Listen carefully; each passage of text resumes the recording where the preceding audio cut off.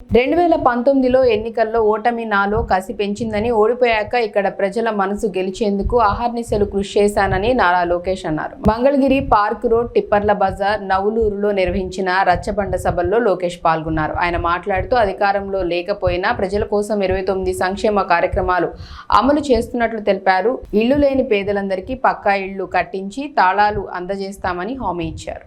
వైకాపా నాయకులు మమ్మల్ని వేధిస్తున్నారు, మా భూమిని ఆక్రమించారు, ఇంకా నేను ఆత్మహత్య చేసుకుంటేనే ఆయన్ని మొత్తం కుటుంబం ఆత్మహత్య చేసుకుంటని చెప్పారు. పాదయాత్ర చేసినప్పుడు పుంగనూరు నియోజకవర్గంలో మిస్బా తల్లిదండ్రులు కలిశారు. మిస్బా బాగా చదువుతుంది తల్లి, అన్నిట్లో ఫస్ట్ ర్యాంక్. వైకాపా నాయకుడు కూతురు సెకండ్ ర్యాంక్ వస్తుందని మిస్బా తల్లిదండ్రులు వేధించారు. మిస్బాకి టీసీ ఇచ్చి పంపించేశారు. అది తెలుసుకున్న మిస్బా తట్టుకోలేక మా తల్లిదండ్రులు హాయిగా ఉండాలంటే నేను ఆత్మహత్య చేసుకోవాలని మిస్బా ఆత్మహత్య చేసుకుంది.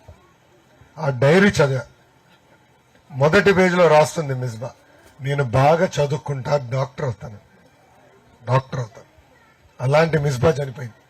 అమ్మ నర్సరాపేటలో ఇబ్రాహీం అని ఒక వ్యక్తి ఉన్నాడు, వాక్ భూముల తరపున పోరాడినందుకు నడి వీధిలో నరికి చంపేశారు వైకాపా నాయకులు.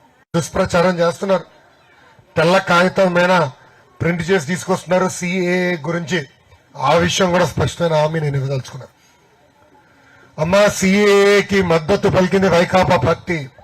వాళ్ళకి 31 మంది ఎంపీలు ఉన్నారు. లోక్సభలో మిథున్ రెడ్డి నాయకత్వంలో మద్దతు పలికారు, రాజ్యసభలో విజయసాయి రెడ్డి నాయకత్వంలో మద్దతు పలికారు. ఆయన ఆ బిల్ ని సమర్థిస్తూ మాట్లాడారు.